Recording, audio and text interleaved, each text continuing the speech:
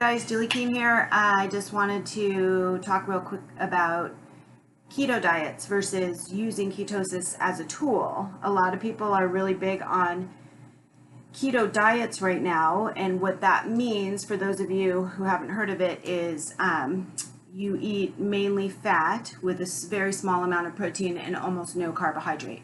And most of the people who are doing this are doing that for a long time, and they're doing it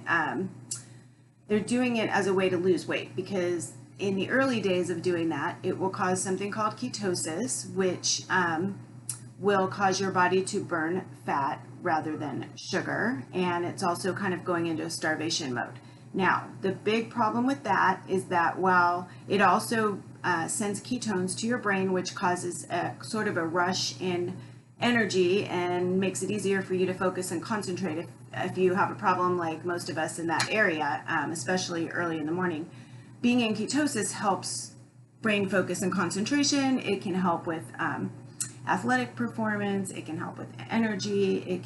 It depends on how you use it, but that will hold up for a couple days, maybe a couple weeks. With some people, it holds up for a couple months, but eventually most people will wind up being carbohydrate deficient, and their car will kind of run out of gas, the body being the car, and they will start to get anxious and or depressed, because what happens is you need carbohydrates in your body. We just need them. We can't really cut macronutrients out forever. You can go lower carb, but it's never a good idea to cut out unrefined whole carbohydrate, because it's a macronutrient that our body can use.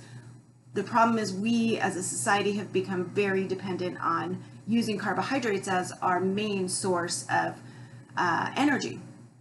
And we went very anti-fat back in the 80s, around the time of Pritikin, and then Atkins came along and said, no, fat is great. And none of these diets is perfect, you guys. All these people are trying to sell diet books, and they're trying to sell diets, and they're trying to sell programs. And just like the food industries, they make a lot of money off you guys being confused, and that is what all of this promotes. Some of them are not doing that. They're just confused. And when you think about it, science, and especially also nutritional science, is we're like at the very forefront of it. Like, we pretty much invented science. We invented things like ketosis and cholesterol, and we decided what blood values mean, and how to sort of decipher all this stuff. And a lot of it could be wrong. We have no idea. A lot of the things that we thought were correct nutritionally in the 80s are totally not correct, and we've gone back and had to fix those things. So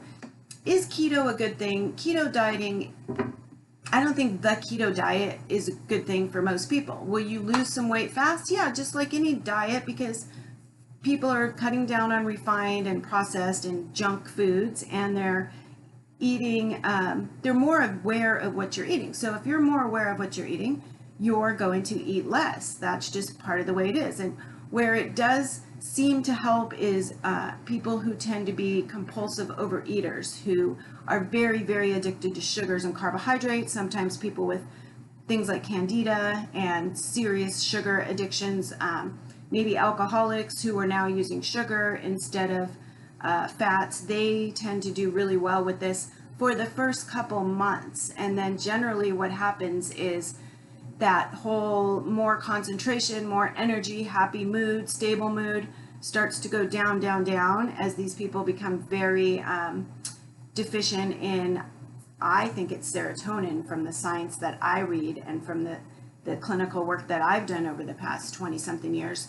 I'm pretty convinced that serotonin and probably dopamine is involved in epinephrine, norepinephrine, catecholamines, all these things, these brain neurotransmitters that are also now, we know, created in the gut, which we did not know 15, 20 years ago when I started learning about this stuff, but it makes total sense.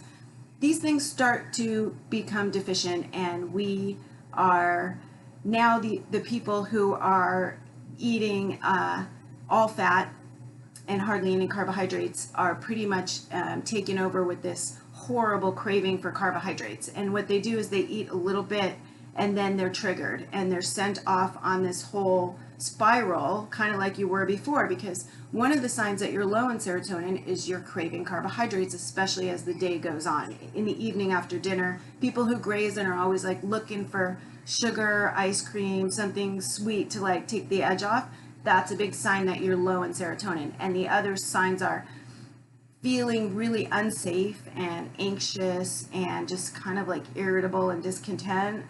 That is a big sign that you could be low in serotonin. Now, there are natural ways to use amino acids and omega fats and the right amount and types of protein to put those things back into your brain and your body, but a keto diet in the later stages, which could just be a month later for some people, depends on your brain chemistry, is not going to do that for you. In fact, you're going to wind up on the same yo-yo dieting schedule that everybody's been on, where you're just on a diet, off a diet, on a diet, off a diet. I use ketosis as a tool. I'm still learning. We're always learning this stuff. I'm always open to new science on this stuff, and I'm always like scanning for it.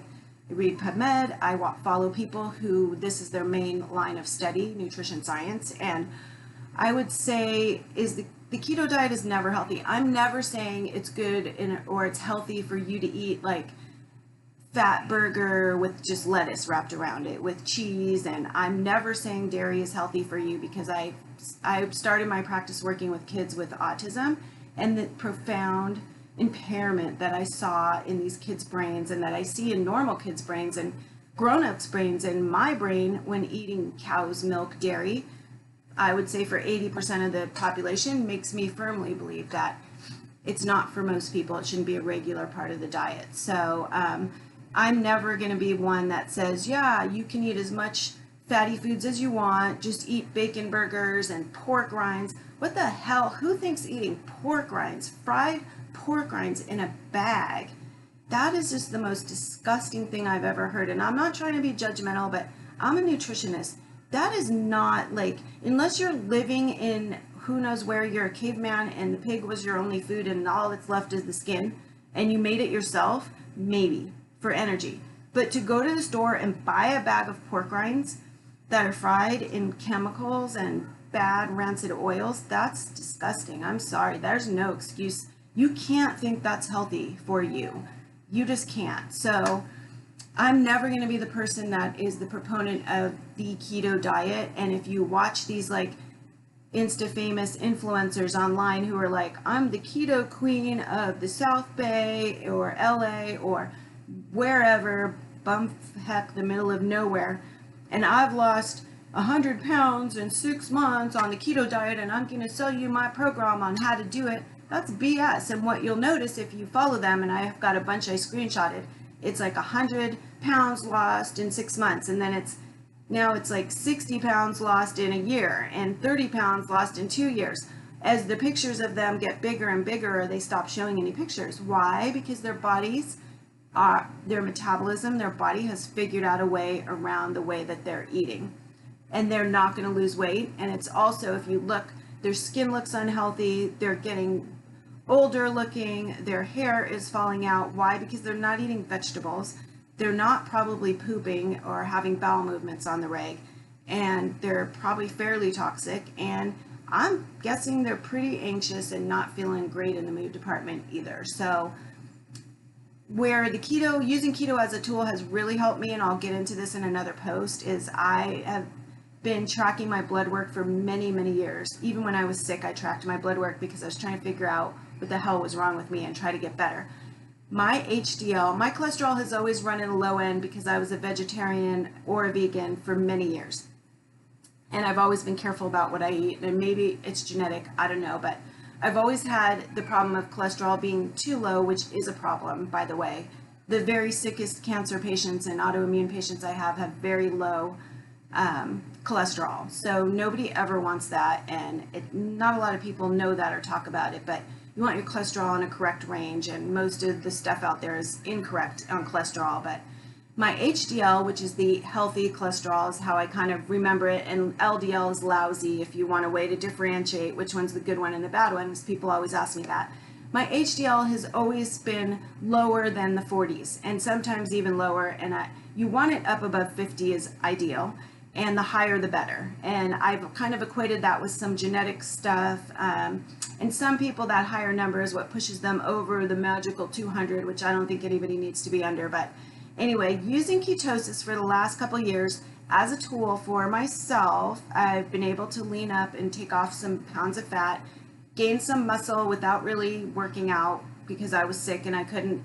The best thing though is my HDL cholesterol has gone from the 30s or 40s at the highest to almost over double that, and I haven't been able to budge that in 20 years. So, but that's healthy, careful keto, the way that I do it, which I'll get into also in another post. And it's doing it with natural foods and maybe some MCT oil, and it also helps stabilize my hemoglobin A1C, which was very out of control because of the issues I had with the mold toxicity and the viruses and the stuff that was going on when I was sick. So I'm really excited about that. Keto is a great tool to use for somebody like me who's a clinician, or somebody who, like you guys, who's going to take the time to read up about it and not just go, oh, the latest diet, I'm going to do it. I know it's so like tempting to do that because you want to have hope that there's some magic pill or easy way to do this. There is an easy way to be a healthy weight and give your body what it needs, but it requires learning how to do it, and it requires being able to shop and prep your meals and make sure that you have healthy food around, and it requires learning new habits in the beginning that we probably all should have been taught early on, but nobody knew it. So, and it also requires getting the biochemical part straightened out if that's why you're craving things, and or the emotional part, because many of us are emotionally attached to the foods that we eat, and we're using food like a drug because that's the way food companies sell us, is drug foods, and that's what it does to our brain. And so it takes a while to get into how to eat healthy specifically for your body. So if you guys have questions about the keto diet or about anything I've said, let me know in the comments below. DM me on Instagram or on Facebook or however you want. If you go to my website, julikeene.com, you can get a hold of me too. And I hope that this was useful for you. I'm sorry it was so long. I love nutrition, and I know I ramble about it, but I really do. I really love nutrition. I'm pretty much obsessed with it.